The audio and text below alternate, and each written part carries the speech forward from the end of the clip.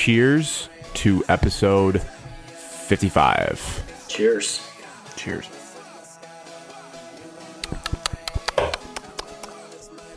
Blue Moon. God, that's good. Oh, I'm drinking Busch Light.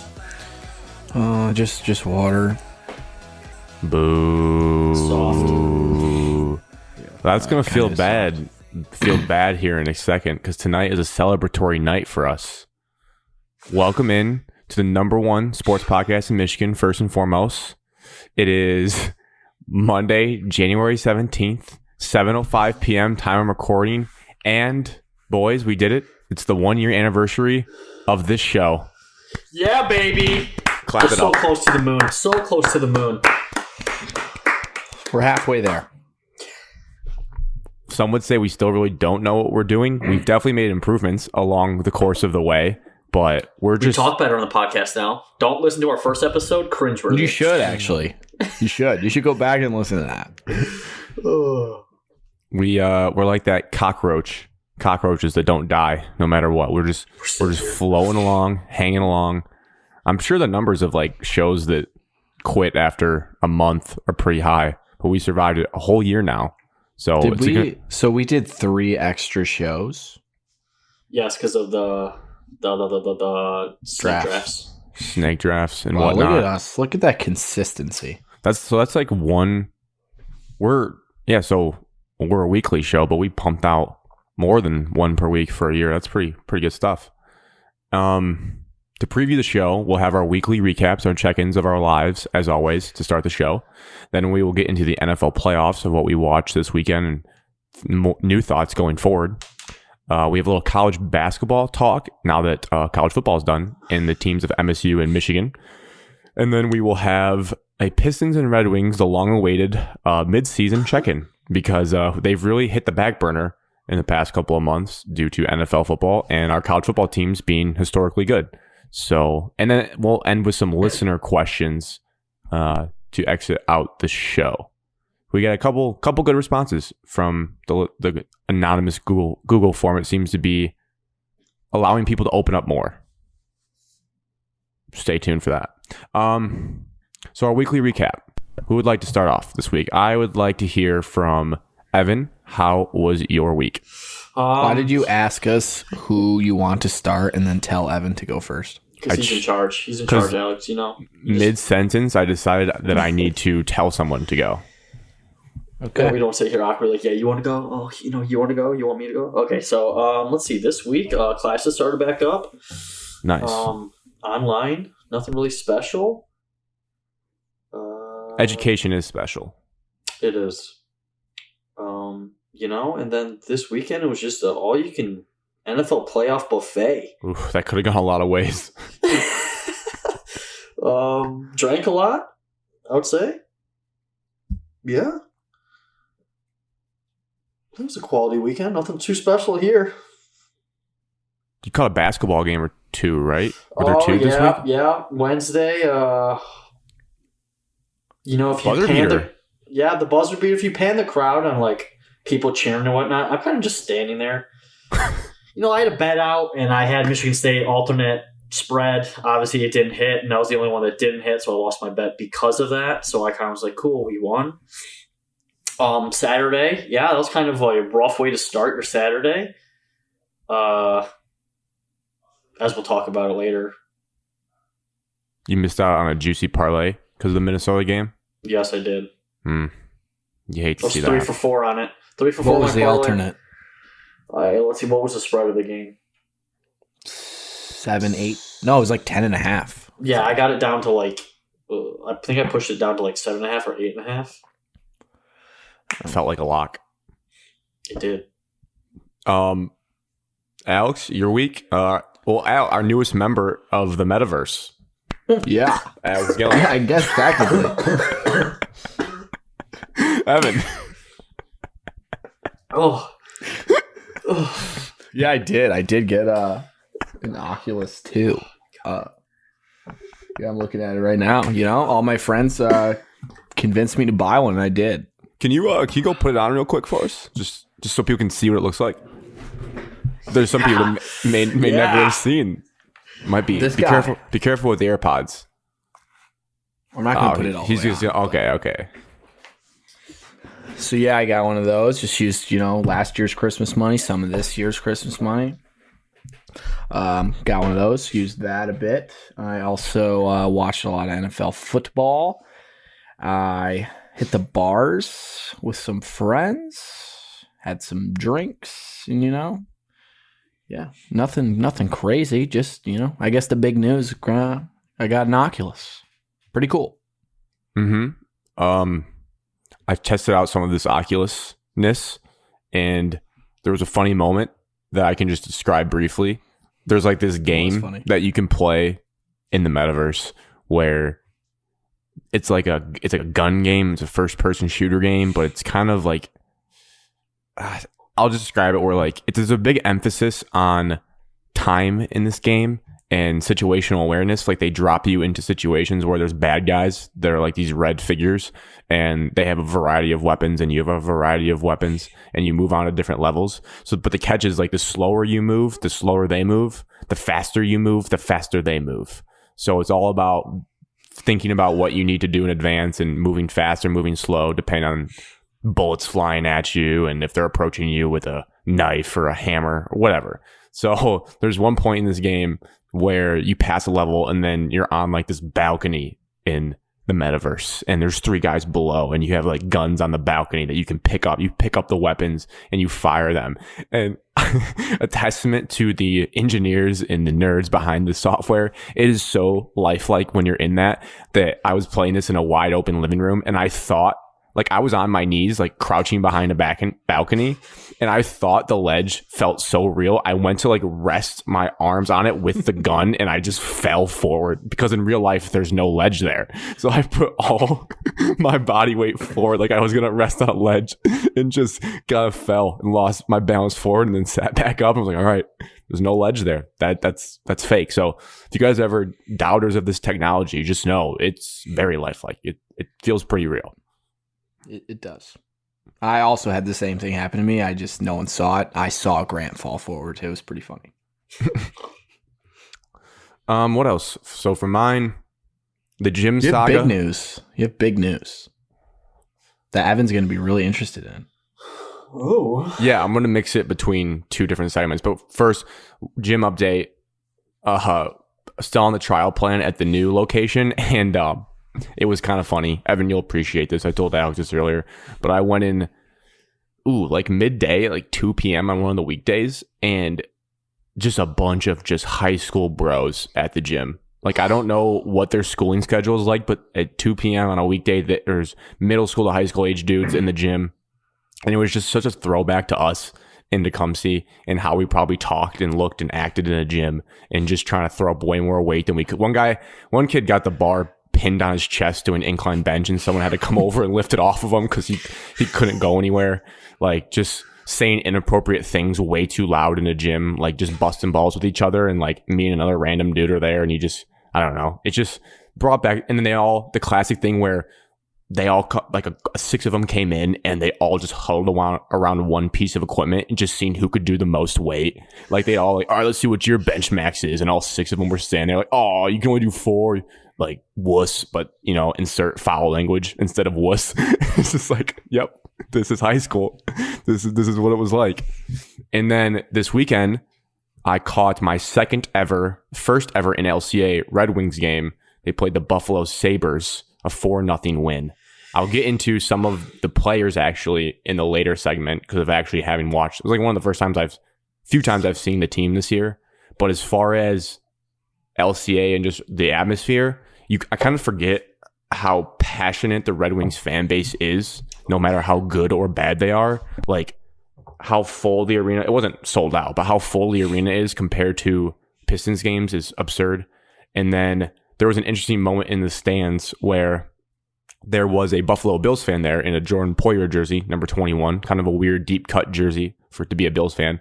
But obviously because the Sabres are in town, there's some cross section there. He's streaming the game on his phone, the whole hockey game. He'll just scream 14-0 Bills, like just in our section.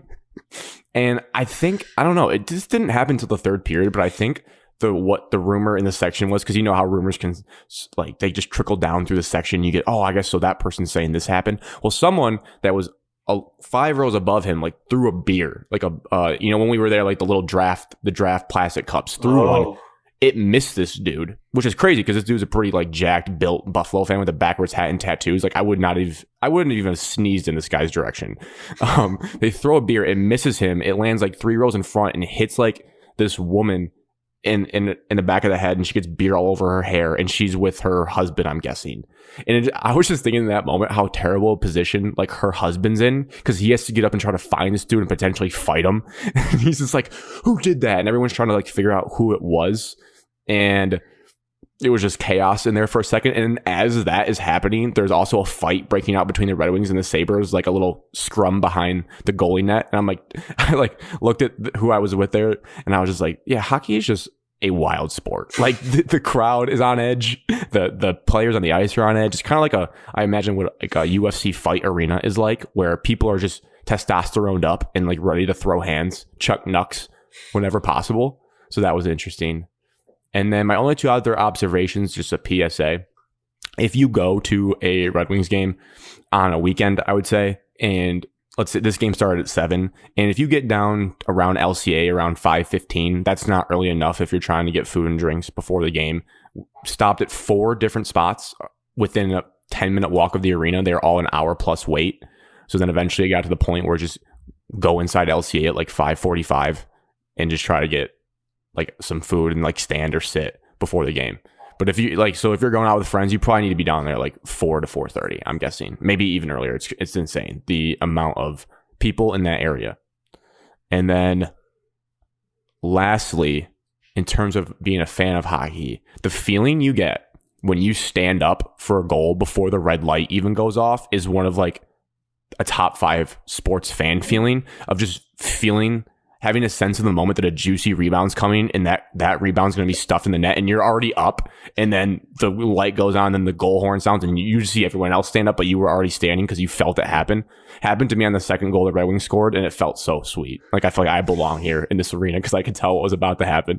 But then the rest of the stuff, it was fun to watch because I don't know a ton about hockey, like with the skill set and all that. So like just the littlest things hockey players did, I thought were fascinating and like impressed me. When to most people that watch hockey, they're probably like, oh yeah, that happens like 20 times a game. But I'm like, ooh, did you see how he flipped that puck in the air and like just turned on the burners and went and got it along the boards before the defenseman did? That was pretty sweet. So it was fun. I'll talk more about the players later. And I determined that because Evan's birthday's coming up, we pivoted plans for the East Lansing area for it. But the guy group has to catch a Red Wings hockey game at LCA before the season ends, because it is an electric factory. I think they have like at least half the season to go, so probably around 20 or so home games. So plenty of opportunities. We'll have to find one later in the year to go because it's awesome. Anything else that came to your guys' mind for the weekly recap? I talked forever there. Holy cow. You did talk for a bit, but you had the most interesting weekend, it sounded like, so. I saw the least amount of football, so sweet transition here for the NFL playoff recap. I would like to get this question out of the way, because obviously if you think back to the timing of this, the Monday night game has not been played yet. I know where Evan leans, but curious for you, Alex, are you rooting for Stafford and the Rams to win tonight? Yes. I don't really care. I'm not rooting for the Rams. I'm not rooting for the Cardinals. I'm just rooting for a good game. That's how I feel, honestly. And I think it's pretty split on Lions Twitter. I saw people conducting polls, like the SB Nation Lions account, I think, was running a poll. Are you rooting? Are you indifferent? Are you rooting against? And I think it was like 51% are rooting for the Rams and Stafford to win. And I think it just hasn't, maybe it speaks to like just my lack of emotion when a guy moves on from our team and I just kind of all business move on to the next guy. But I think most fans are in Evan's camp where this is a big game tonight for like Stafford to exercise those playoff demons. So Evan, what is your mental state going into your quarterback's game tonight? It is a must-win game. Obviously, clearly he's in the playoffs, but like for his Hall of Fame or his legacy,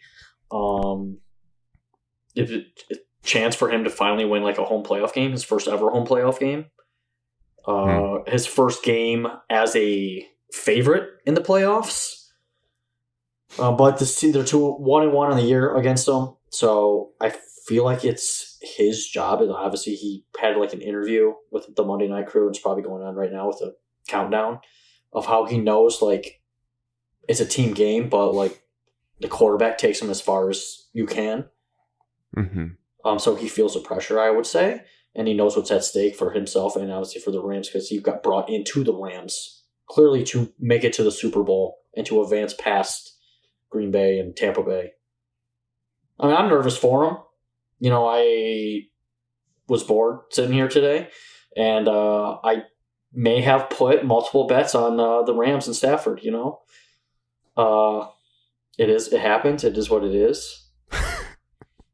So I have a very high cheering interest for the Rams tonight. I feel good about that for you. I mean, I was telling Alex, I think the Rams win this game by 10 tonight. I know the Cardinals are a division opponent. They split, like you said, but just the Cardinals down the back half of the season didn't seem to be doing that well to me. And I know the Rams lost to the Niners in the last week, but they were up a lot and they had less to play for that game than the Niners did. So I just think Stafford does avenge. So yeah, this is his first chance ever to win a home playoff game because we never played in any home ones. So I think that factors in. I think the stadium will be rocking as loud as it can in an LA stadium. So what do you guys? Majority Arizona fans. Yeah. Because do Arizona fans travel though? I don't know if they travel, but I feel like LA fans like are willing to give up their tickets. Because you saw it in the Week 18 matchup with San Francisco. I would say that stadium was probably 50-50, if not in favor of San Francisco. Yeah, I wonder if the Monday night might actually help their favor because Monday night you're probably not doing that much in the town of LA. Like, might as well catch a football game. Alex, how do you see this game tonight? I think it's going to be closer than you guys are thinking here. But I never said how close it was. I just have a cheering interest for the Rams. Now that Evan has a bunch of bets and I root for my friends, I now will be rooting hard for the Rams solely for Evan. But in terms of the actual game, I think, the Cardinals have struggled lately. I don't think the Rams have been playing their best either, and divisional games are a toss-up no matter who it is. So I think it's going to be close. All right. Hopefully it's a good game because my next point was outside of, maybe one game this weekend, two games. The first 1.5. The first, 1.5. Too decent. Two. It was a pretty boring weekend of games overall. Oh, Evan, hit us with it. That was a visceral reaction to that. I mean, you had 5 games this week, and 2 of them were close. Obviously, the other 3 were absolutely just blowouts. And you kind of were expecting like 2 of them had potential to be blowouts, but you expected like the product on the field to be even better than what the scores were. Do you really need 7 teams in the postseason? Some are saying that, well then because then the 7 seeds got blown out. Yeah, because then everybody's complaining about, this is what's going to happen if you have college football if you expand the playoff. I think it's a little bit different. Yeah, I do too. But in fairness, every single 7 seed that's played the last 2 years have lost by double digits. Besides, I think like one team didn't. They lost by 9, maybe something like that. But granted, one of them's Tom Brady. I'm pretty sure everyone should have expected that was going to happen. The Eagles. Yeah, there was Mahomes. So, Mahomes, he was facing the Steelers and Big Ben, but that offense is putrid, especially when they can't run the ball. It's just... the game sucked. It was just unfortunate that all the games weren't close. It's like something you build up and you're like, okay, playoff all weekend, and then it's like a buzzkill. It's like the fourth quarter of the Bills was surprising. The fourth quarter of the Eagles-Buccaneers game, it was like, all right, hurry up and wrap this up. Like, get it over with already. Like, just move on to the next game. I think, and I'm stealing this from a couple shows I heard today. I think it was part of my take, and maybe Bill Simmons said something about it, or I heard it said somewhere else. But if you just think about they're debating the whole like 7 teams in the playoff. Is this a result of that?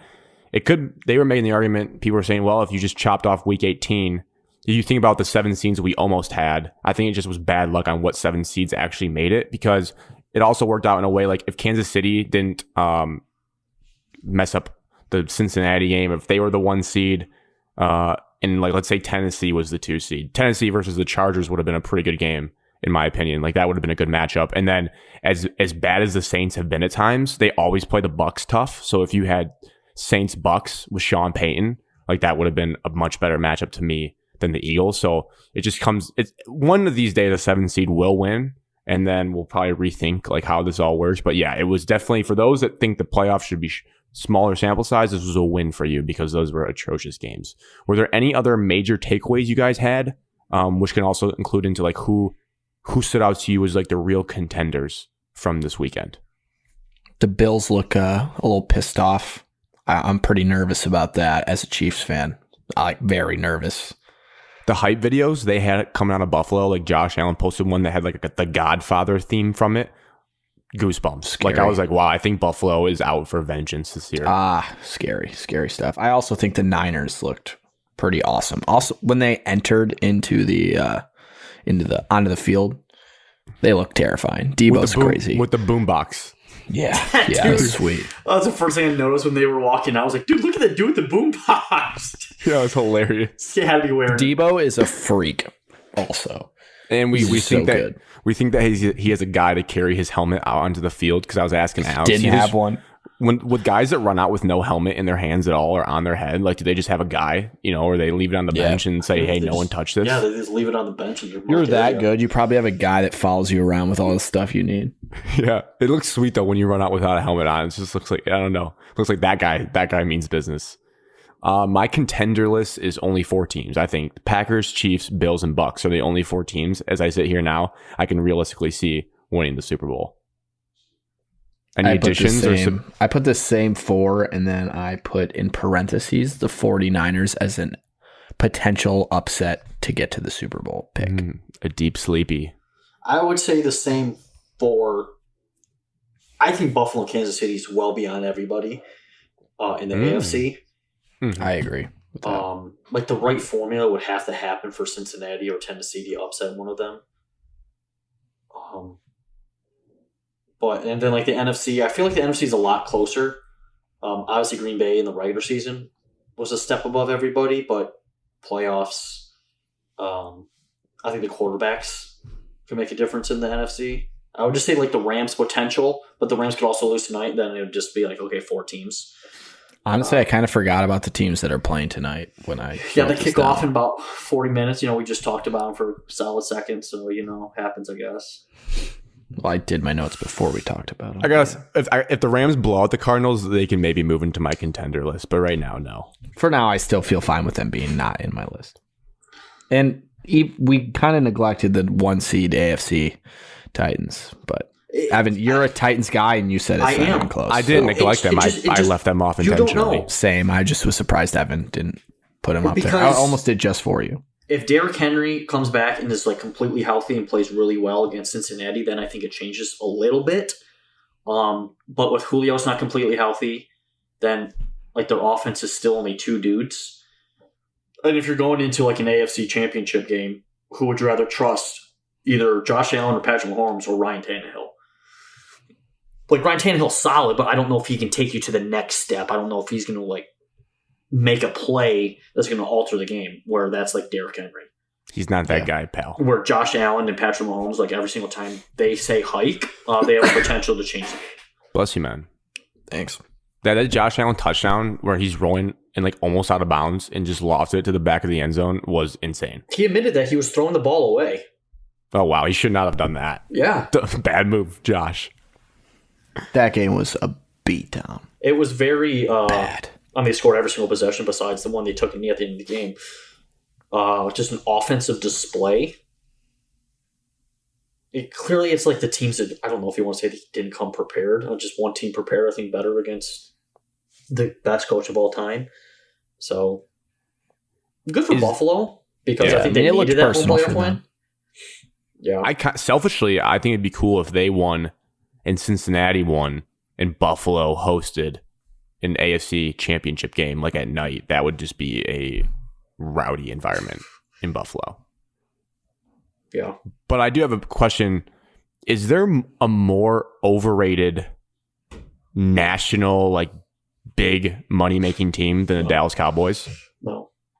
Because at least with like, you think about the big teams like the Yankees, the Lakers, no, the Yankees are overrated too. They at least have had some success in my lifetime.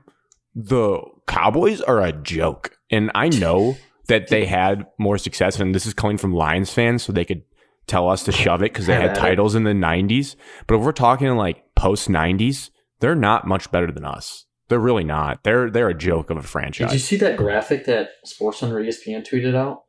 How they have 3 playoff wins and Colin Kaepernick has 4. Colin Kaepernick has 4. Their last Super Trent Bowl. Dilfer has 5. So Jake Jim Delhomme Harbaugh has 4. 5. Nice.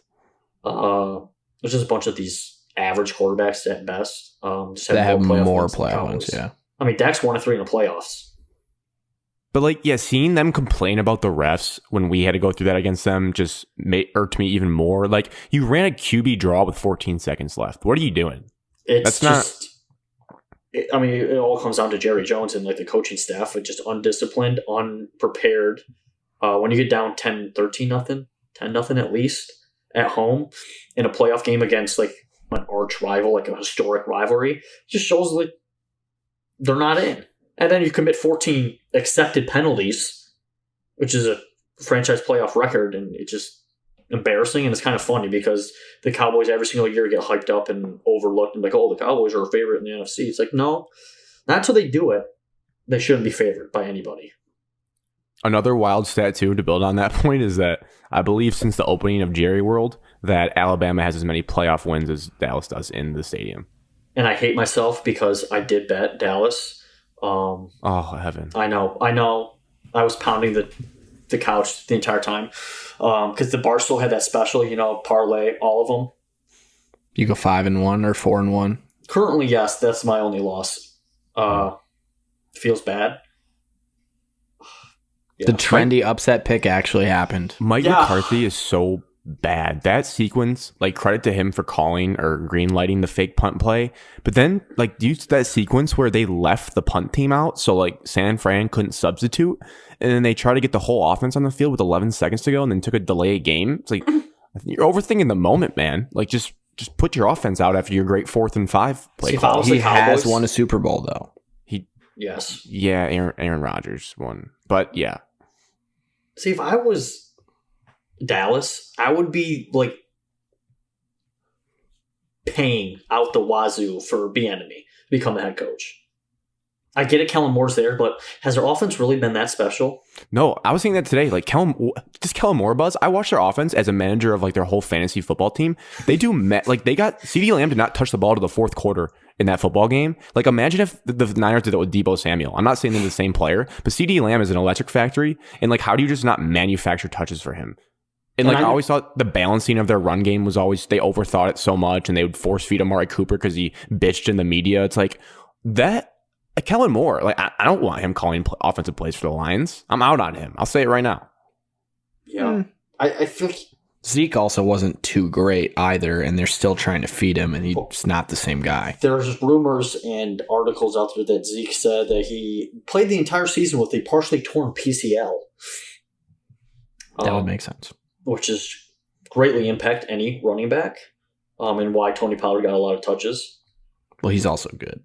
Their talent on the roster is good. I guess Jerry Jones, as old as he is, if he's making GM decisions, they do acquire good talent. Like, their drafts haven't been terrible. They just don't do anything with it. And also a weird thing too, because they're such to be a good brand, their stadium is so bad. Like, all that sunshine that shines in the field in the middle of a game, like, whoever designed that should not design another stadium, because that just looks so terrible. And shut the curtains, Jerry. Come on. Probably hurts. And then their stupid scoreboard that gets hit with a punt like once a year. It's like, who designed this thing?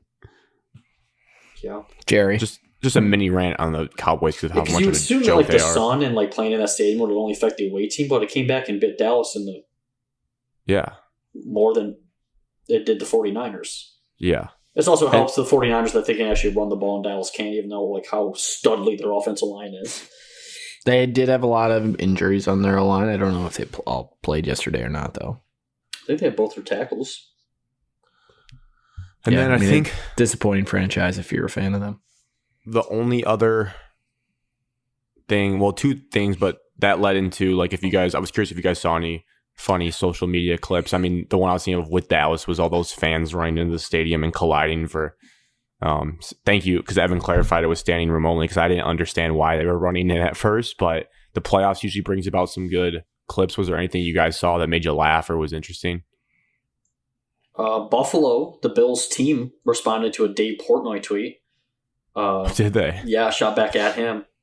Like after the Bills won the division in the last week, Dave tweeted out like, "Oh, you can have your division. We'll bully you in the playoffs next week. We'll see you. This is where real men play or whatever." And then Buffalo just tweeted back at him, just a gif of Josh Allen. Pretty funny. I didn't really see anything funny. Joe Burrow was rocking some Cartier buffs, I believe. That was pretty tough.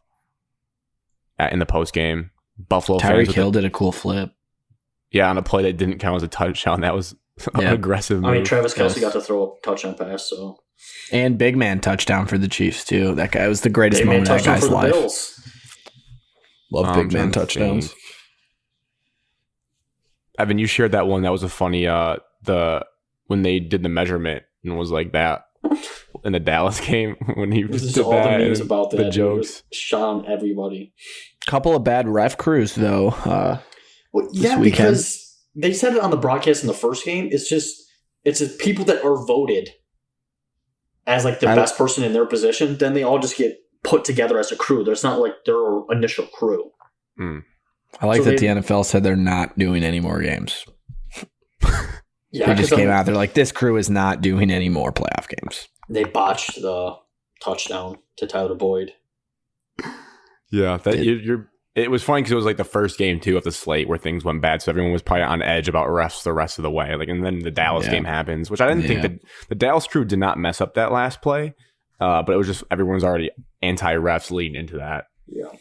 But this brings up a bigger point. The last one here I have for the NFL of our team. So the big kind of storyline was the Bengals, a 31-year drought of not having a playoff win. I guess the joke was the last time they won, people weren't allowed to text each other, and texting didn't exist to say, "Oh, the Bengals won finally." So it's they're the last time the Bengals won a playoff game, texting didn't even exist. Well, now since they snapped that, the Lions are the sole leaders in the clubhouse of having the longest playoff win drought. So I wanted to ask you guys, when in do all you of see sports? I think.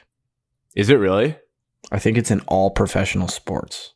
30, 32, 31. It's probably 30, 32 years or something like that. 31. That feels right. 91 season, 92 maybe. It was less so when do you guys foresee this curse being broken and we get the Cincinnati glory? 2025, we're winning a wild card game. Wow. What seed are we? Yeah, I would say 3 or 4 years with Alex. We're the best wild card team. We didn't win the division, but we'll be the best. So we're 5. So I think we'll play the 4. Yeah. 2025. You could like ramp that time period up to like a couple years, solely based on what happens in our division within next offseason. So this upcoming offseason and the next year. Green Bay could have a complete turnaround. Minnesota could have a complete turnaround. There's rumors that they might blow up their entire roster besides a couple guys. You never know if Kirk Cousins is going to come back. You don't know who they're going to hire. And then obviously the Bears also are getting a new coach. So I think there's a lot of up in the air in our division. I think the Packers still going to be decent without Rodgers. I'm sure they'll bring someone in. Correct, but there's also they have a good defense. Yeah, there's also rumors that if Aaron Rodgers isn't there, Devontae's not going to play for Green Bay. Yeah, I did see though they are franchise tagging him. Well, he can also sit out for a full year. So in order for I had to write it down in a timeline because it always confuses me, and I hate the way sports work where it's like this is the 2021 season, but the playoffs are 2022. So I just try to break it down regular season wise. So if this year's 2021, next year 2022, no. Year after that 2023, no. I think 2024 would be my prediction / like earliest it would happen, because I think like you're not gonna do it with, well, we could draft a QB this year so he could be in his third year technically, but I'm banking it off of we don't find the guy in this draft, we find the guy in 2023. He has to struggle his rookie year, and then his sophomore campaign, he wins a wild card game. I can get behind Bryce Young. So yeah, I think 2024 feels right for 2024. Can't wait. That's the same as mine technically, because I was thinking, in the calendar year of 2025. Okay. All right, Alex. So we're on the same page here. Look at us syncing up. So that how old are we then? Are we 28, 29? We'll be 27. In what? So 3 more years? Yeah. How old are you, Grant? 24. Are you 30? I'll be borderline 28, Alex. Yeah, 27, 28. I'll be 27. You'll be 27. Evan will be 28. If we get that playoff win sub 30, that feels like a win. Feels good. Yeah, that feels really nice. I'll still care at that point. Once I hit 30, I'm going to shut down sports. That's a lie. Yeah, it is. Huge lie. Gonna pick up some new hobbies on the weekends. Now let's dive into college basketball. Give it some attention here. And no, for those thinking that this is a biased podcast, I did not choose to put this in once Michigan State finally lost a conference game. It just worked out that way where the news cycle was slower. It's not like the team I cheer for. Man. It's not like the team I cheer for is better. They're way worse. So I would like to start, though, with Michigan State because they're the headliner of this category because they're better. So to set the stage, they are 22nd in KenPom rankings, 34 in offense, 25 in defense. Obviously, they just came off the loss to Northwestern following a win earlier in the week against Minnesota on a buzzer beater. But it's more intriguing is like what's upcoming for them because you get 2 road tests, I believe, with Wisconsin and Illinois coming up. Also, Illinois, Purdue, unbelievable Big Ten basketball game of the year so far happened at noon today. Glad I was working. Which was interesting. Double overtime win for Purdue, which really helps Michigan State to open up the conference race because Illinois was undefeated. They were 6-0 in the conference, and it was a huge road win for Purdue. But let's see, how did I want to structure this? I wanted to get into your guys' positives and negatives thus far for Michigan State. Gabe Brown, big positive. Mm-hmm. He made the jump, so that I would say that's a big positive. And he's not disappearing in crunch time like he used to. I'll ask you a different way to Evan too, because this is positives. But like with the positives, what does this team, Michigan State, need to continue to do well and build off of going forward? Playing team basketball. Obviously, NCAA basketball is always driven on like a superstar, but I would say Michigan State doesn't have a superstar. Everybody's averaging no more than maybe 17, 15 points. They're kind of like, I wouldn't say a complete team, but just depth on the team. But going forward, it's got to be like a couple guys that can get a bucket or a basket when you ask them to. Aaron Henry isn't on the team. Tillman, Cassius Winston aren't on the team. Miles Bridges isn't on the team. You got to be able to manufacture offense when you can't find anything going. I think that's one of the biggest things you need. So, Evan, you want, like, when you get to the 8 minutes left in the game, the announcer, let's say Brandon Gaudin, goes in, and we look at this, there's 5 Spartans in double figures tonight. That's what you're looking for out of this team going forward. Yeah. And then spread the ball around. Spread the ball around, and then I want a dog that wants the ball at the end of crunch time that's willing to either drive or take a nice pull-up 12-foot jump shot. And right now, that feels like it's A.J. Hogarth. From my eyes. Stop it. I'm not. No. I'm saying the guy. He's not that guy. No, he's not. I'm saying he's the guy who tries to do that. He's the only one that looks like he wants it. And so now you think he does that every game. I was at the last 2 games. Bullshit. I've seen it multiple games this year, Alex, where he's the guy late in shot clocks and he has to go create, and sometimes he makes it and sometimes he turns it over. He doesn't. I agree. He does try to create in those situations. He made the play against Minnesota. Sorry, I cut you off. I'm sorry. Shooting. If I could have finished, but I'm glad you got that in. I apologized.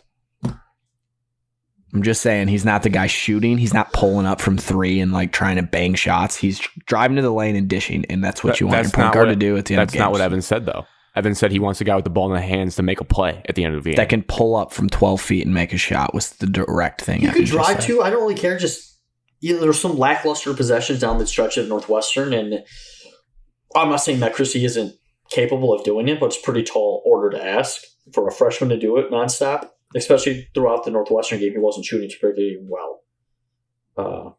Yeah, I believe it was a 1 for 8 game. But before I always that, feel he like was rolling. Yes, I always feel if you're a good shooter, you should always shoot no matter what. If you're open, take the shot.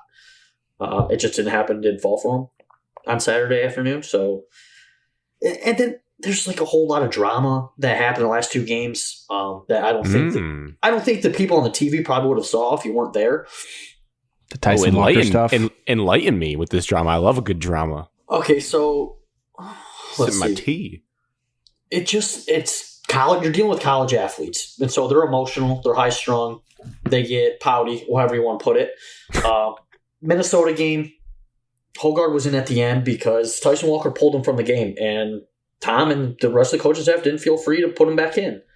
Obviously, Hogard was playing decent. Tyson pulled himself? He pulled himself and didn't want to go back in. Correct.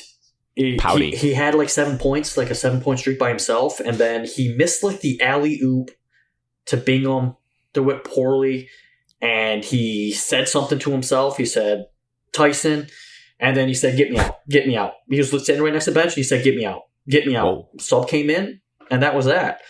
Tom did say there was some ankle issues as well, but he could have played through it. And Tom's going to be like the head coach and be like, and it's going to deflect all these questions of, why is somebody not in? He's not going to tell, oh, well, this player is being a pouty. He actually said Tyson Walker needs to be tougher and transition to the Big Ten a little better, and that he should have been playing. So he didn't really sugarcoat it. Wow. It's not like Tyson wasn't playing. It's not a big deal, Grant. You're overreacting. Bad. Wow. He had some down games, but he also played really well in a couple games. So, and then obviously the Northwestern game. I don't know if it was under the 8 or under the 4 timeout. Doesn't really matter. In the huddle, I believe Tyson is sitting down. And this is insider knowledge shit we're getting right now. Yeah. Tyson's sitting down like you have the circle where everybody else is standing.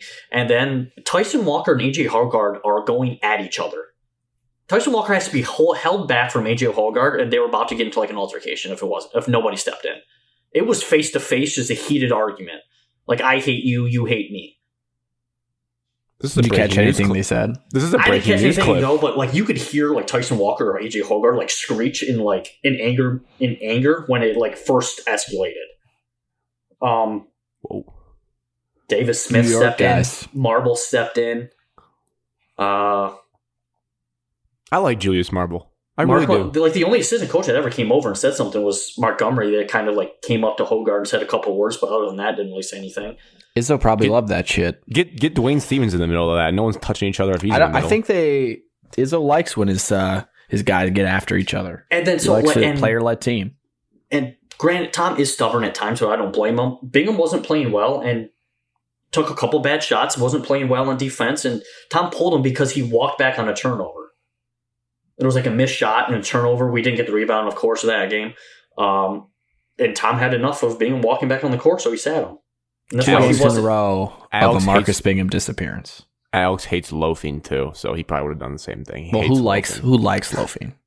Not me. Do you sit back and watch a guy that you root for, and he walks around, and Aaron Henry not boxing out in the first 4 last year? You're just gonna watch them and be like, yeah, I like that. I love loafing. Only in soccer because they loaf quite a bit, and I think it's part of the game. It just hurts more because that game was on at home. Michigan State fans are miserable on Twitter after a home loss in basketball. It's like it's basketball, it happens, or college athletes. I don't blame the substitutions. I don't blame what happened during the game. You're going to play who wants to play. It's like giving some effort out there. Yes, you could have played marble a little bit more, but defense for offense in that situation, we dealt with it last year. So I don't hate Tom Izzo for... This was coming. The team had been playing pretty bad. They were barely surviving games that they should have been winning pretty handily.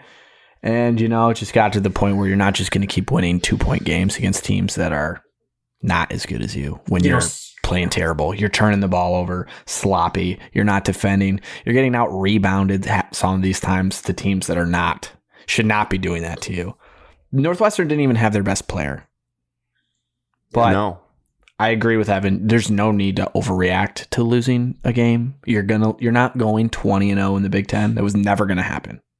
So, you can learn a lot from a loss, and I hope this team responds well because they got 2 massive games coming up. They need to win one of them. My biggest takeaway from this is I just like to see some minutes change here and there.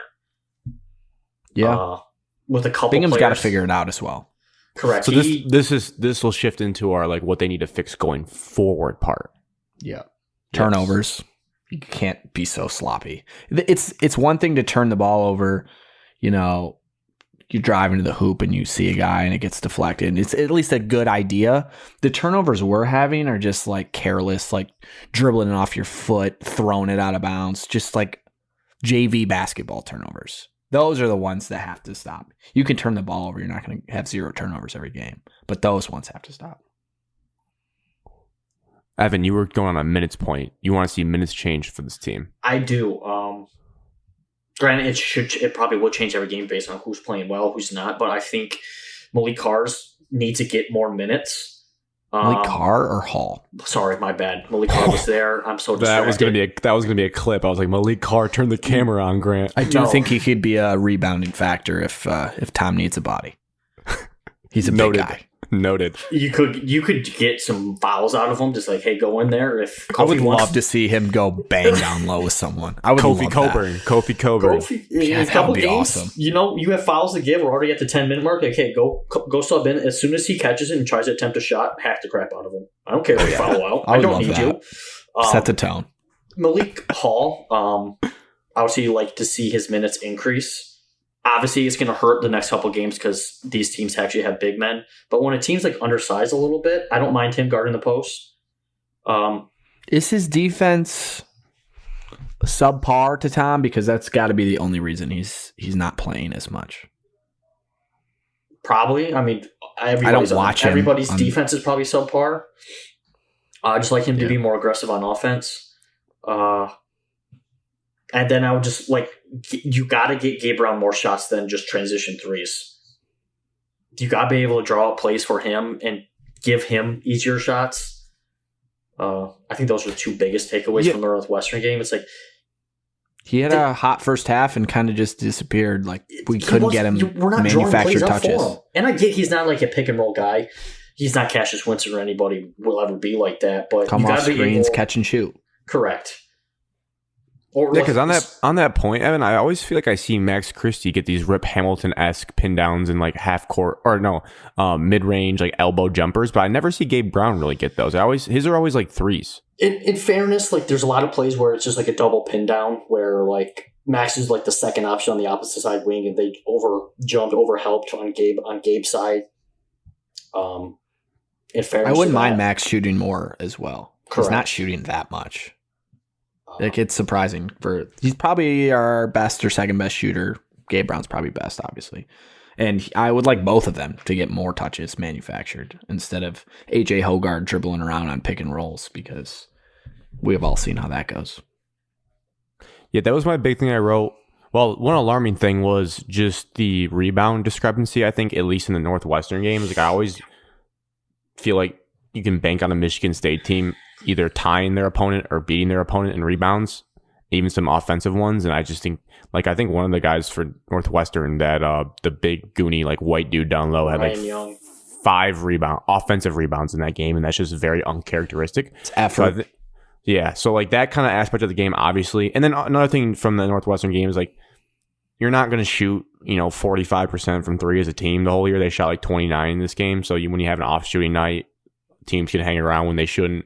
But as far as my things that I think they have to fix the most would be the half-court offense. Like, I just think a lot of times those easy buckets being manufactured, I just never see like any, I don't know. I watch a decent amount of their games, like just the easy buckets where you just get a backdoor cut and it's wide open, or you get the Max Christie off a pin down mid-range jumper. You get a couple of them, but I feel like there's not enough. And then you get what Alex said, the late shot clock AJ Hoggard hero plays.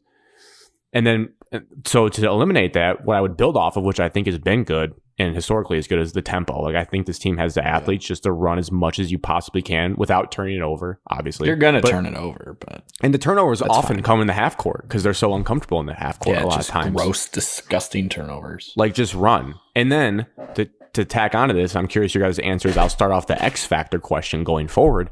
Is the X Factor of this team, it can be a scheme, it can be a player, it can be anything. I think the biggest X factor is Tyson Walker, because when I think about like the peak version of this Michigan State team, I envision Tyson Walker on the floor in like those early season tournaments when he's making plays, he's hitting at least 1-3 a game to make you respect it. He's throwing good alley-oop passes, and Hoggard has his moments, but obviously barring the mental aspect and the injury aspect, I'd like to see Tyson Walker at 30 plus minutes, and he like doesn't really hit that at all. He's always in the 20 to 25 range, and I think the best version of Michigan State basketball is him playing 30 plus minutes. I agree. He's getting in foul trouble a lot too for some reason. I don't know why.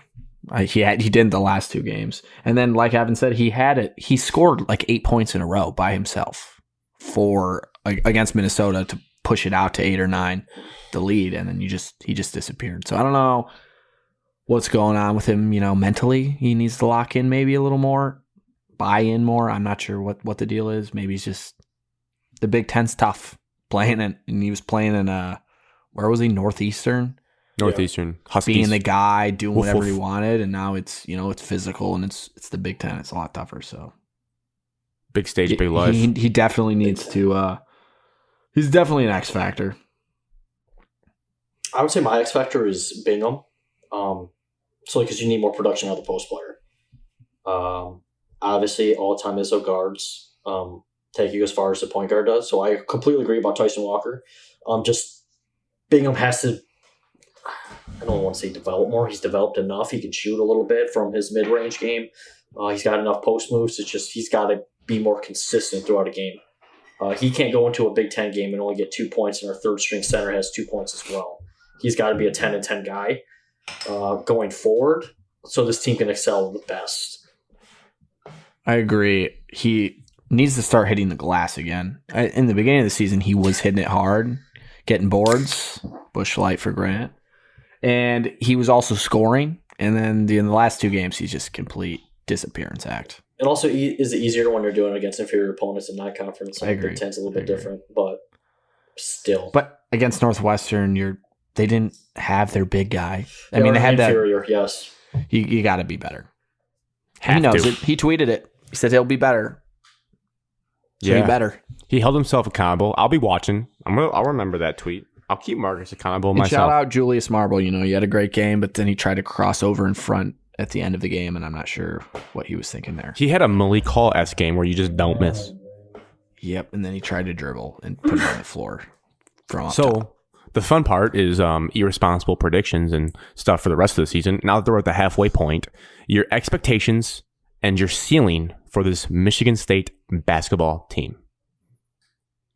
I still expect Michigan State to get to the second weekend in the tournament and compete for the Big Ten down to the wire. I mean, I'm not going to say they're going to win because that's probably a little too much. And then, ceiling, if you get to the second weekend, you can, depending on matchups, you can get to the Final Four. So, I mean, I think that's the ceiling. Ceiling, Final Four, expectations second weekend, and compete for the Big Ten regular season championship. Down to game 20, yeah. Completely agree with Alex. Ceiling Final Four. Expect to get to the second weekend. And then I would say win the Big Ten, just one of them. Tournament or it's fair. Or the regular season. Because I feel like, okay, if we don't win the regular season, there's a lot of good teams with a lot of good players. The tournament's a little different. You're playing 4 days in a row, 3 days in a row. And I feel like we're more of a balanced team. We don't have the superstar, like I said. So like anybody could get hot on our team. We're not reliant on one person to score 25, 30 points. So I feel like we have a chance to win one of those. Obviously compete in the regular season all the way down to the wire, but I hope to win one of the Big Ten or regular season or tournament. I'll also say Evan and I were pretty negative during most of that, but we've lost one game in our last 12. So it's not, the sky is not falling in East Lansing. No. It's just been a rougher stretch. Now, before I give mine, I'm a Michigan fan. People are going to think I'm lower than you guys because of that. No, I'm unbiased. I watch Big Ten basketball. I watch Big East basketball. I don't really watch much SEC. I don't really watch much Big 12. I know 2 conferences pretty well. My expectation is for this Michigan State team to compete in the Big Ten, but in the sense of must finish in the top 5 of the conference. And then my ceiling for them right now is the Elite 8. I just couldn't get myself to picture them as that Final Four team. They could, but as I sit here today, what I've seen, there's 4 teams in the Big Ten that I think have more talent Not saying that Michigan State can't. Yeah, I think Purdue, Illinois. We'll see with Wisconsin, but this Johnny Davis kid, dude, like having like the best player in the country is not something I had on my radar for them. Certainly helps. And then obviously, I think EJ Liddell is a better player than anyone Michigan State has. But obviously, as a team, Michigan State can play better. Like what Evan talked about, the balance. But so top 5 for Big Ten, and then Elite 8. I could definitely see them making the second weekend. And then, but just getting there to the Final Four would be tough because they're going to run to some really good teams. I think the overreactions. Yeah, the overreactions that people were throwing out on Michigan State Twitter, we knew this team wasn't a top 10 team in the country. I'm not willing to go there. Like maybe right now they don't feel like it, but they deserve that ranking at the time. I definitely not. I'm looking at the top 25. They're a top 20 team in the country, no doubt. Like once you get to 20, it's Xavier, Providence, Loyola, Chicago, who you guys already beat. But when you get up to the Gonzaga, Auburn's, Arizona's, Purdue, Baylor, and not saying you guys can't beat Purdue because it's a Big Ten game, but like the talent level in those top 5 teams is just absurd and like really good. Like just Jabari Smith kid, and Evan hates Chet Holmgren, but he's a bum. NBA Lotto picks up there. Yeah, I think I'm very curious. I'm actually super excited with this podcast and you guys to see how the next 2 games play out because my expectations and ceiling could completely change with the at Wisconsin and at Illinois matchups. We'll be watching the Friday game together. Yeah, yes. And also the at Wisconsin game at the Kohl Center, 9 p.m. Friday. Don't say it. Don't say it. We don't know what's going to happen. Don't expect Michigan State to pull that out. Oh, and Alex, if they lose, the sky is not falling. That's not a Mel Tucker neutral thinking chop mentality. That's terrible mentality. I'm just trying to tell the people not to, cry if they lose in a rowdy environment that we struggle to win at. What if it's a blowout? It's 15 plus. I wouldn't doubt it. I wouldn't even be surprised. Oh, wow. They're going to be charged up, man. We will play with better effort than we did against Northwestern, don't get me wrong. But Wisconsin's a pretty solid team. They're senior-led. Top 10 team currently in the country. And like you said, they have one of the best players in the country currently. But I expect to beat Illinois. I think Illinois is a little overrated. Just they have that one guy, and he's a stat stuffer against inferior opponents. So he's better than what he actually is. So, did you see the return of Curbelo, though? Yeah, that makes it more dynamic. They have 3 solid guards, but I think our length and I think our guards can compete just with them. They don't have DeSumo anymore, so... Beat them last year. Mm-hmm. True. Well, now to a team that fell from grace and is currently trying to find their identity amidst health issues and whatnot. Michigan, 32nd in KenPom, which feels way too high. 27th on offense and 48th on defense. I'll take the lead on this one. Like the main storylines, the shooting on this team, just in general, is just horrendous. Like, when the group chat asked me what's wrong with Michigan basketball, they may think it's a shtick and I'm just kind of dumbing it down, but like in basketball, you have to be able to shoot the ball well. And when you don't shoot the ball well, you lose games. That was one of my positives. Huh. They shooting? Cannot shoot worse. Okay. Yes, that's true. They can't. Rock bottom. What I will say is, I was able to watch the whole Illinois game. And while it was kind of just like miserable, like losing it, getting ugly at the end, like I could live with a performance like that from the team that was able to play that day, the way they played, the grit, the hustle, despite the bad shooting, like that first half was almost comically bad and like mucked up, and like they executed the game plan of Jace Howard having to check Kofi Coburn down low and basically just like hack-a-shacking him. Like the way they grinded Frankie Collins and Bufkin getting some steals out in transition. Bufkin had one of the more impressive finishes right into Kofi's chest I've ever seen. So like just that, like just the effort that was there and making it a 1-point game with 7 to go and 6-point game with 5 to go in a environment in Illinois. Like I'm not going to get mad at them for that. Their problems have been earlier in the season, but when we get into it, I'll just keep moving along here. For me, the X factor on the team goes down to Caleb Houston. And I have a question for you guys about him at some point. Just the backstory on the kid. Well. Everyone knows he came into the season the 11th ranked player in his class, a 5-star McDonald's All-American, Montverde Academy, played with Cade Cunningham, Team Canada with with Zach Edey and all those stars in Canada, and balled out at FIBA, had like 23 points in like their big games. But like you look at his, this is from the field. Just I'm gonna rattle off his game logs of some of them. Okay, I picked the bad ones obviously, but there's enough that it's like 1 for 9, 1 for 8, 2 for 8, 2 for 9, 0 for 7, 2 for 9. He's been terrible. So his splits. And keep in mind, so a good shooter like Isaiah Livers, like good shooters, like probably Gary Harris, you shoot 50, 40, 90, 50 from the field, 40 from three, 90 from the line. Caleb Houston is 43% from the field, 29% from three, and 76% from the free throw line. And he was a 40% three-point shooter in high school, and he's known for being just a knockdown shooter. Just nothing from him really, production-wise. I mean, in the 2 games, he shot well. They beat San Diego State handedly, and they beat Nebraska, who's not good. But if he scores, 16 points and shoots well, they're going to be a much more competitive team. So he's definitely the X factor going forward. And what they have to build off of, I think, is a little bit reshaping of minutes too. I need to see more Kobe Buffkin. I need to see Frankie Collins. You have to build off the energy and aggression on defense and like the care that your young guards showed. And even Jace Howard, take a lesson from him diving on the floor and kicking out Devontae Jones for a 3. Like that, just plays like that are what the team needs more. But it's not good. And, I'll let you guys hop in here. And then before we get into expectations and ceilings, it's just like things from an outside perspective you notice good and bad from this team. Negative, I've noticed. Not so much lately, I guess, but struggling to close out games and win games is 100% mentally probably affecting them a bit. Just, not real, like figuring out how to win at the end of a game when you should. Their defense has been not good, to put it lightly. They look disinterested sometimes. And some positives I put, because this is important. Eli Brooks, he's a good basketball player, positive, a leader, senior guy. You need guys like that. And then a negative on the same type of point as your quote-unquote older guys, which you don't really have many.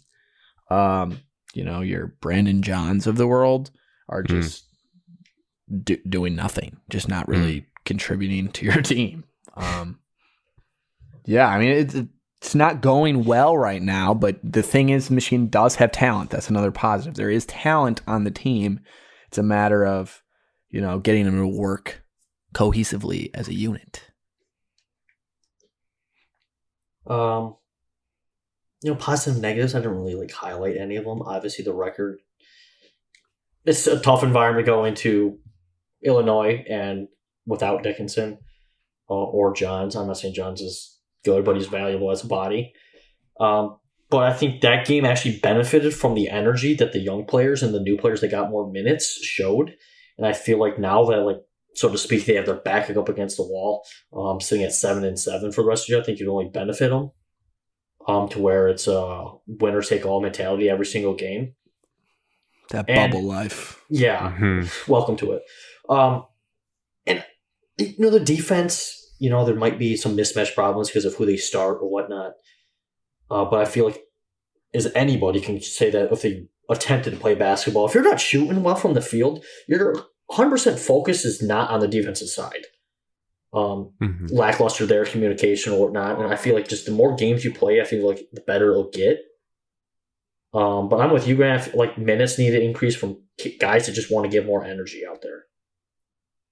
Yeah, that can change game for game. Some kids can play well, some kids can play not. And so I expect Michigan to bounce back, clearly. And I think that Illinois is going to prove, you hung tough with them when nobody gave you a shot for the majority of the game.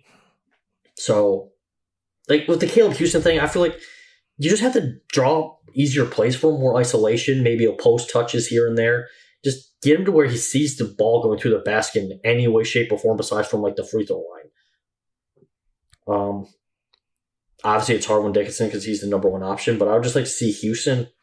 Yeah, he's shooting poorly from the field, just maybe easier shots, post touches and whatnot. Just find him a way where he can have a game where he sees the ball go through the hoop 7 or 8 times from the field. When does the narrative, when do I stop making the excuse he was a good high school shooter, shooters gotta shoot, shots will fall? Does that not kick in until if he comes back for his sophomore year and his first 5 games he looks bad? When does it panic? February. Yeah. Really? If you're still not shooting well by February, then there's a serious problem. But I don't want to give up on his whole Michigan career in February of his freshman year. I was thinking about this when you were talking about him. Grant, the good thing is if he doesn't play well this year, there's more likely that he will return. I don't even know what a mock draft looks like, but I can't imagine he's in the first round anymore. And he was supposed to be a lotto pick. Yeah. Like he had to have dropped all the way out. Yeah, like how do you? Because his frame, he needs to add a bunch of muscle at some point too. Like, well, no, I guess you can be a slender shooter in today's NBA, but like his defense is not going to get him in the first round. So I just don't know what. Is he creating much off the dribble? No. Or trying to? No. Well, he tries to go to the rim and gets stuffed. That's cool. At least I'm thinking about Illinois, what I just watched.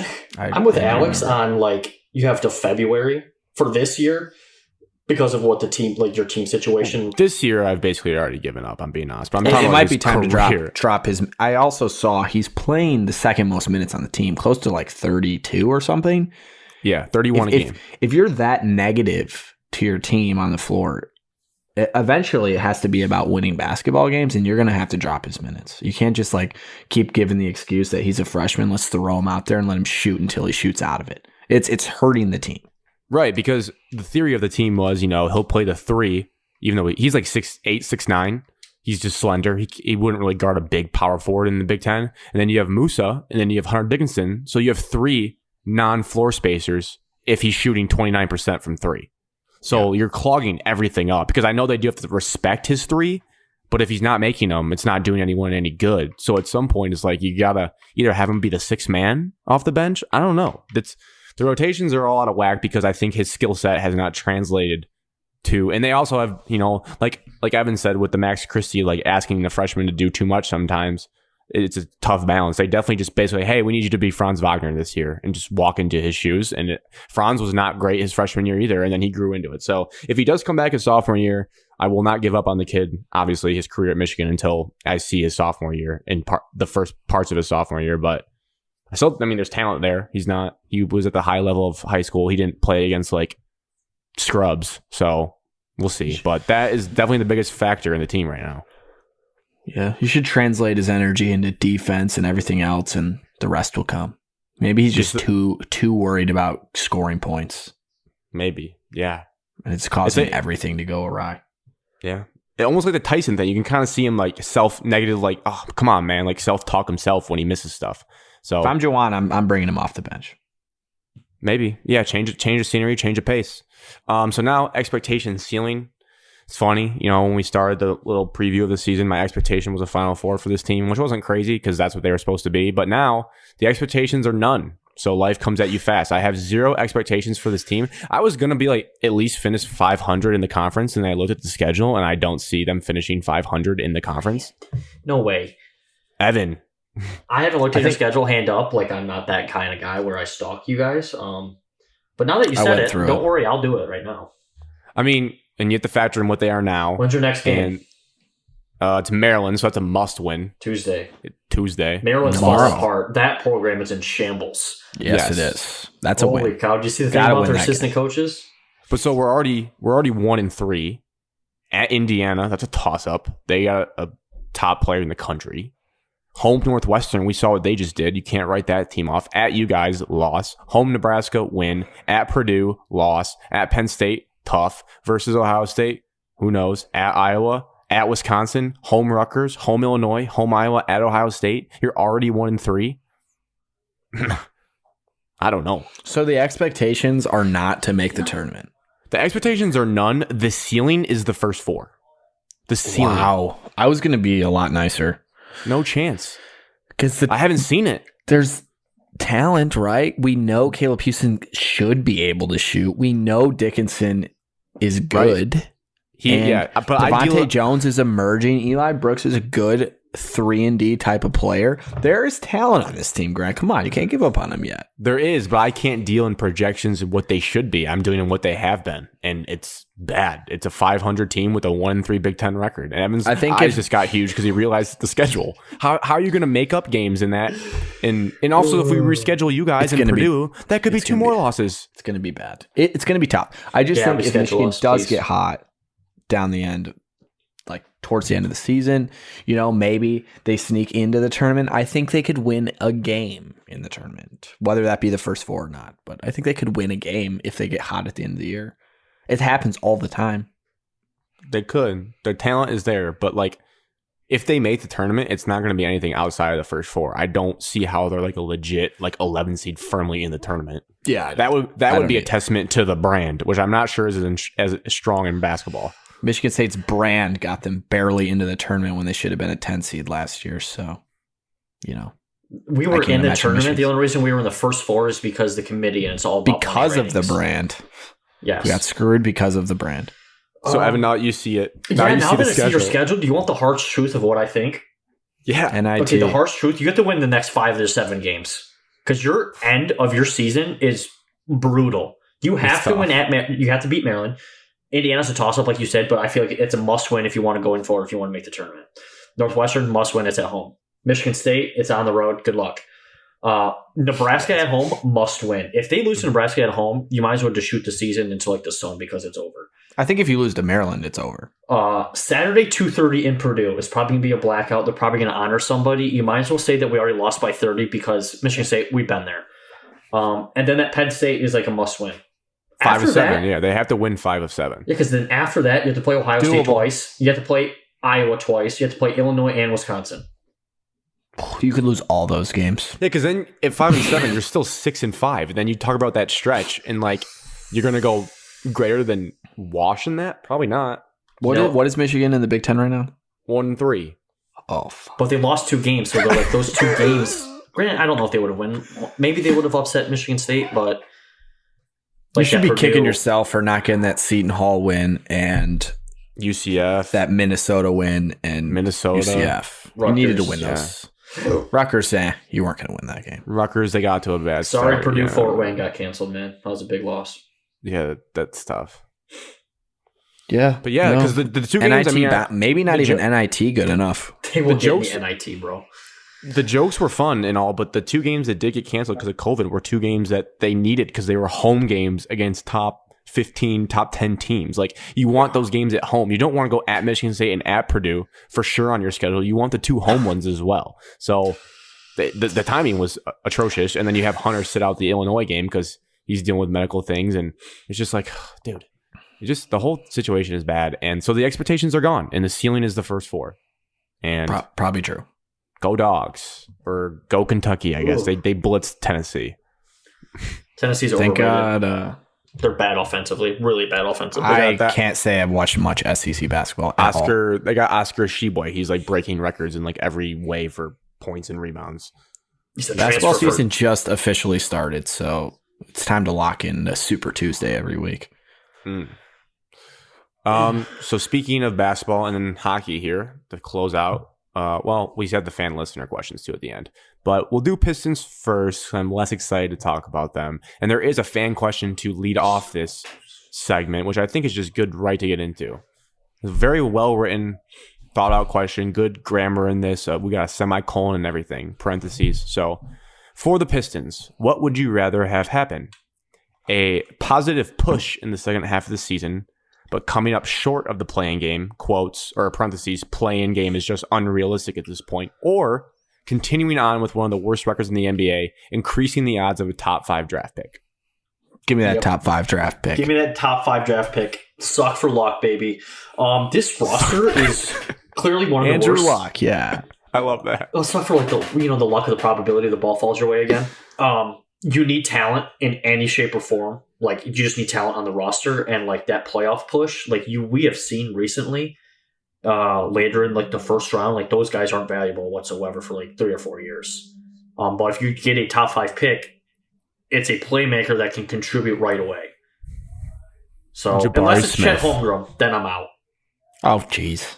Hey, when we draft Chet Holmgren, you can promise me I'll never be a Pistons fan again. That's all it takes? Yes. That fast. Wow. Yeah, I would agree with Evan, 100%. Actually, did you say if it's the first pick? I just said if the Pistons draft. What if we have the 5th pick and he's like the clear best guy at number 5? Jaden Ivey. He's gone. He went at 4. Gone. No, he's not. Okay. He's projected 4 now. Draft Brad Davison over Chet Holmgren. Stop it. I'm serious. God, you really hate him, man. I do. That's crazy. He's overrated. Yeah, I actually wrote down, because I didn't see this question, I wrote down tank into the lottery. So I want to keep tanking and sucking. You and this person are on the same page. Yeah. Well, I don't know. They didn't say what they wanted. True. So yeah, I didn't even set the table there, but yeah, the Pistons are 10-32, worst in the division, second worst in the Eastern Conference, and second worst in the NBA. I think at this point, it's a no-brainer. 11 games out of 8. To just kind of putz your way to the end of the season. The one thing I guess I've thought about this team is I haven't watched them night in and night out, but I'm glad Cade silenced the haters that happened in the first couple games. Like, he's going to be fine. Sadiq Bey will be fine. But the question still remains about Killian Hayes. I still have worries about him, and I just think, like, I don't know. Like, if he's just a guy that just gets 5 assists a game, is that really I tried to give him the benefit of the doubt and say he was young at the beginning of this year. Yeah, I don't think it's gonna work. He still the kid is can't young. shoot. I know, but he's not doing anything. Like, when I look at the stats sometimes, I just look at the box score and I see random dudes putting up decent numbers, and he's Diallo always balling. He's always just like 2 assists, a couple rebounds, and 3 turnovers and 0 points. So, like, what is he doing out there? And he's still playing. Does he start? He's starting. Does Killian Hayes start more games than he doesn't? Yes. Yeah. Okay, Yeah. so I think we need to get this notion of that has to be some superstar. I think Piston fans need to come to realize, like, he is what he is, and probably at best, like, later in his career, he's just a backup point guard. Like, that's his peak. I think I would take and I that. feel like if he was a backup point guard, he would be a solid role. Yeah, but I'd rather have Ish Smith than that. Prime Ish Smith. Ish was sweet. He's a bucket. You hate Ish Smith too? So Who do we're you to the like? point are we admitting that the 7th pick was a bust? No, it's too early. But Because he was picked 7th. who was behind him? He's like 20. Oh, fucking Halliburton that I think about once a week. I did want Halliburton in the draft process. Killian Hayes is 20, so like I could easily He's see in young. 4 years him being really good because he's just going to get older and get bigger He has and know talent. how the league works. Yeah, he does. So maybe we should just relax, but it is discouraging just to see it. You know, you're just waiting for it to be there. He shows flashes, but the 3-point numbers, the 3-point percentage is a little bit better. He went up from 27.8 to 30%. Better This is than really Caleb his- Houston, this is- I guess. This is really his rookie year, I guess, you know, because he only played Yeah. in 26 games last year. All right, let's give him a chance. Yeah, it's just tough. And also the biggest thing with this team is we don't have like a rim finisher or like a big presence. Like, I love Isaiah Stewart, but he's also a bench piece if we're going to be really good. Like, the best version of the Pistons. He's not a is- starter on a championship team. Correct. An ad just started running on ESPN for a caramel frappe, and I thought about Evan in high school just knocking those down before high school basketball Chocolate games. chip frappes back then when they had those bad boys. Wow, sounds nice. And then would we trade Jeremy Grant? And for what? You I think you need should. to. I Oh think my you gosh. definitely should. Yeah, I The remember football last year game I was started, Evan. Yes, it did. Sony Michelle just broke off like a 30-yard run. Last year, I was hesitant to do this, but now I'm okay with it because you look at the age, and this team got worse, and so the timeline has been pushed back. He doesn't So fit when the you're- window. No, he's almost a 30. Yeah, I don't know what I'm expecting to get back, but at this point, I think fried- you can get a pretty decent haul for a contender that wants to win right now. a nice He's a order good of, player. a nice order of fried pickles for him would be pretty nice. Maybe Let's some tank, wings from top Fritters. 5 pick, Miles Bridges in free agency. The dude's going crazy. 32 Yeah, and career- 12 today. Career high, right? He hit 38 the other night as well. Yeah, he's He a hit freak. 38. I don't know. He had a near triple double today, this afternoon. So All right. Well, now to the other team that shares the same arena. The Red Wings, they are 18, 17, and 5. They're 5th in their division. They're 9th in the conference. They're 17th in the NHL. But asterisk, they have the second most games played. So the Red Wings have played 40 games, and some teams have one team has only played 30, and a couple of them only played 31, 32. So when you look right now, you're they're like, oh my 5 God. points out. Yeah, but then you look at the games played, and you're like, well, Yeah. the Bruins, who are 5 points ahead, still have 5 games less played than us, and they're not going to lose all those, hypothetically. So they'll probably distance the gap. But There's also another jarring stat that you missed. Their goal What? differential is like minus 25. And the rest of the teams ahead of them are all like pretty positive. All So right. the goal differential stands out. They look like a bottom team in the NHL with that goal differential. But compared to the Pistons, their fellow arena mates, they seem like on a much faster track to be competitive and make the playoffs. I would based on the moves they make this offseason and prospects coming up, I could see them right in the mix there to making the playoffs next year, which would be sweet for the city. I'll kick it off to Evan. Your thoughts on what you've seen from the Red Wings 40 games deep? 40 games in, obviously it's the young talent. Raymond's playing like he's going to win the Rookie of the Year.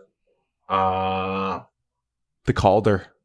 Sider's becoming into one of the most well-developed and solid picks that we've had, like an under-the-radar pick as a defenseman.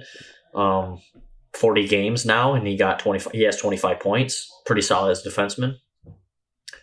Larkin, it's just the depth on the team, the talent on the team isn't there to compete yet. But it's hockey. Anybody can get hot to get down the stretch. It's nice that we're more competitive, but obviously I don't think this team will make the playoffs. Do you want them to tank or like just push as long as possible? No, I don't want us to tank. Because the NHL just doesn't really care about small market teams in any because we got screwed out of the first pick, but we did get Lucas Raymond. Are we considered small market in the NHL? We are Hockey Town. No, we're Original 6, Evan. I understand that, but you don't mess with the D. Get that out of your face. I just want us to be more competitive throughout the year because then it makes hockey a lot better and more fun. In the stats behind that, in rookie point scoring, Lucas Raymond's 1 in the league. Mo Sider's 3. Damn. And then I guess Neil Kovic, the Needle, he's technically a rookie still. So he's number 1 in wins and like second in save percentage. So when you just talk about the core of your team right there, like it's building. And from in person, my thoughts on the game, because I mean, this is all just a one sample size that they won 4-0. Also, Evan, you'd love this too. And for gambling purposes, they showed on the big screen, like it was Neil Kovic's grandma's like first Red Wings game. And I'm like, dude, they need to release that before the game so people can hammer like Pistons win and a shutout. Because like, of course, his grandma's in attendance for the first game. Like the Red Wings shutout. Like, of course he's gonna have a shutout. His grandma's seen him in the Red Wings arena for the first time. That's a no brainer. But like, no one knew it.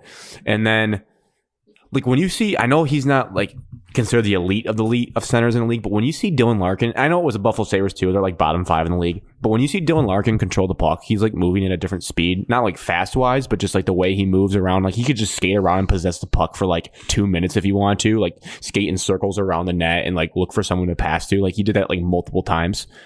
And then I really like Bertuzzi. That dude just gets pucks on net and gets in deep and just gets juicy rebounds for other people. That's how like Fabry scored, I think, the second goal. Interesting enough, the one guy that caught my eye on like the fourth or third line was the Adam Ern. He looked so fast when he'd skate around. I was like, damn, that guy's kind of good. I also like Nick Leddy. I always felt like he was in control of the puck when it was down deep in the defensive end. I was like, okay, this guy knows what he's doing. He's not going to turn it over right in someone's face. So that felt good.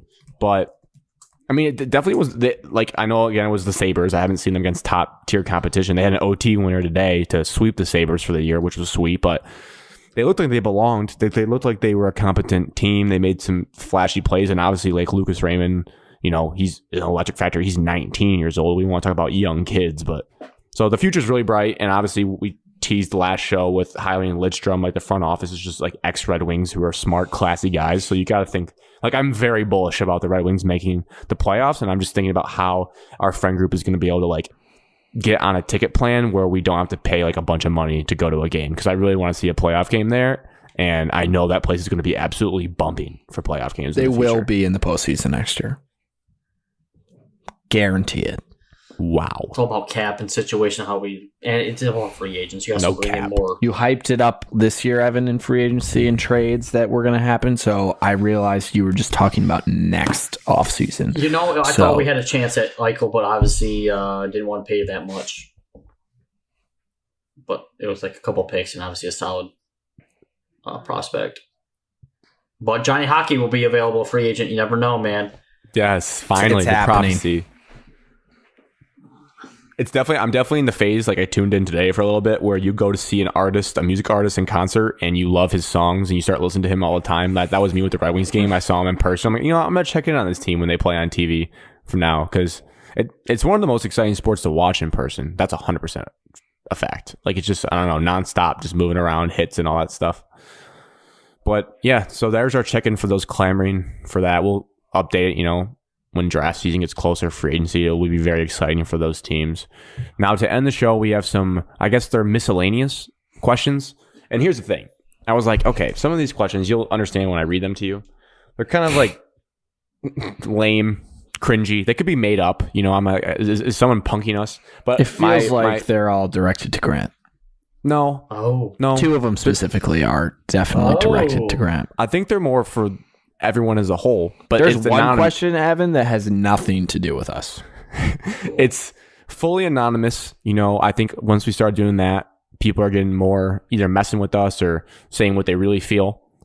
And I think our policy is just like, we're going to read them. And if we only talk about them for 2 seconds, we only talk about them for 2 seconds. But unless it's something really inappropriate that can't be discussed, we will read your question because we're a podcast for the people. So the first one, I'll bleep out the last name, but as it's written, it says... They wanted this on here. Yeah, but we're not just going to air people's out identities. We're just... So someone having the football game, Evan?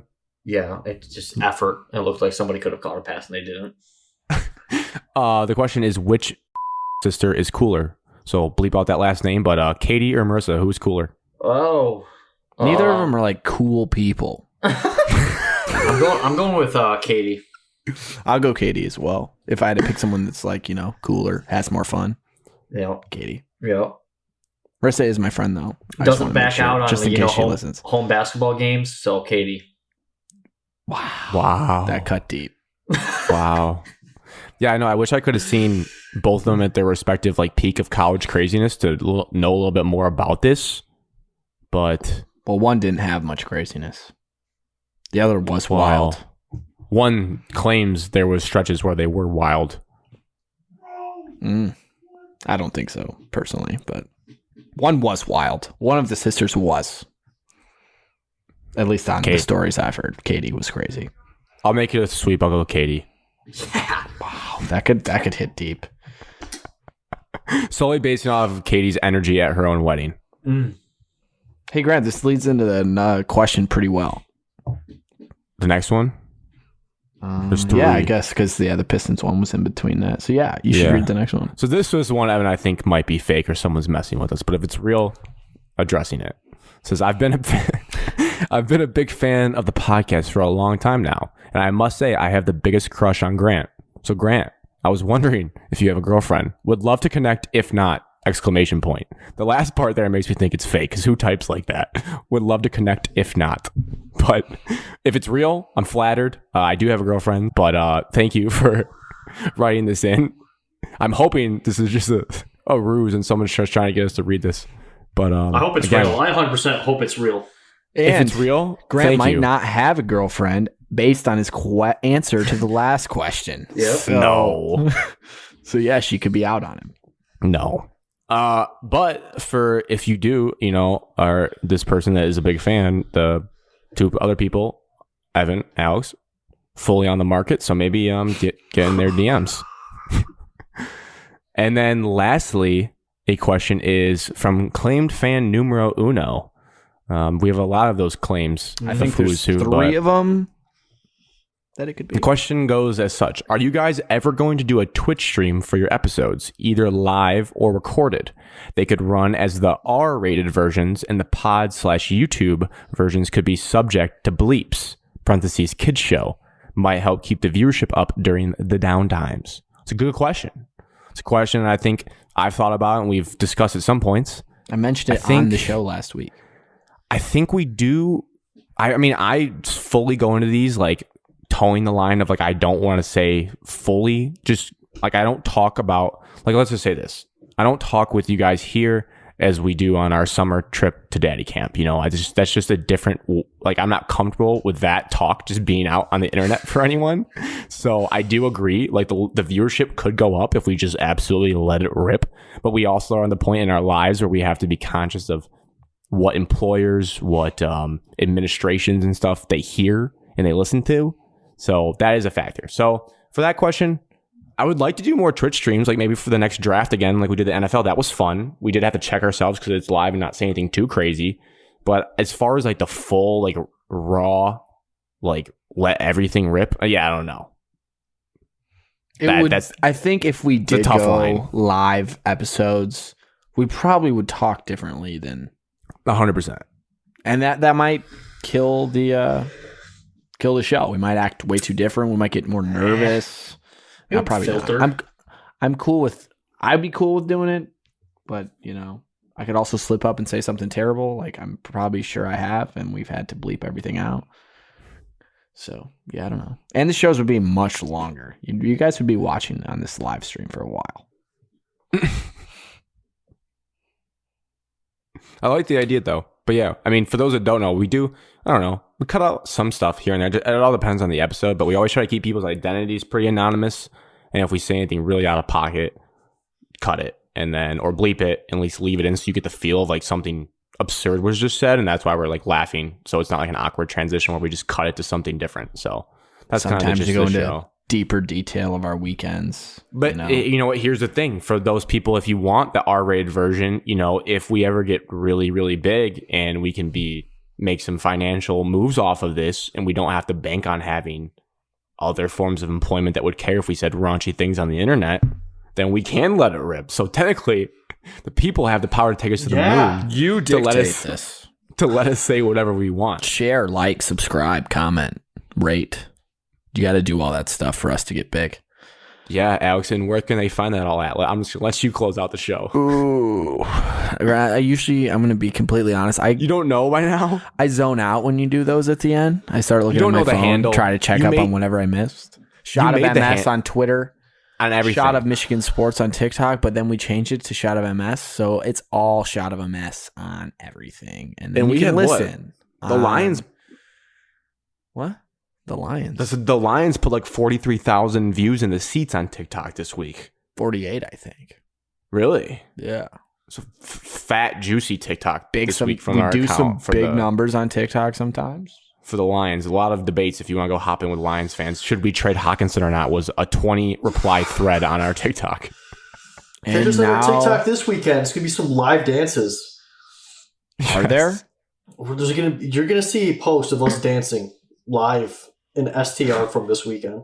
Oh my gosh. Is that because you're deciding that because it's your birthday? You know what? Get content out there. Is that what you want for your birthday? Us to do a little dance on our TikTok? No, I'm just messing with you. I'm ready. I know you would get nervous. You would get nervous. You know. But just to clean up what Alex was going No, off let me there. clean it up. You can listen to us on Apple, Spotify, YouTube. You can go to Twitter and Instagram and TikTok for our social media clips and other things that Grant makes. And they're pretty cool graphics. And yeah, leave a comment, rate, review. You can do that on Spotify now. So do that. Absolutely. And then, keep the anonymous questions rolling in. They're pouring in. Doesn't have to be sports related either. Just say anything you want. I'd love to have our own Ryan Russillo life advice segment for people that are struggling out there, give them some advice that we don't really have. Yeah, I think it'd be pretty funny.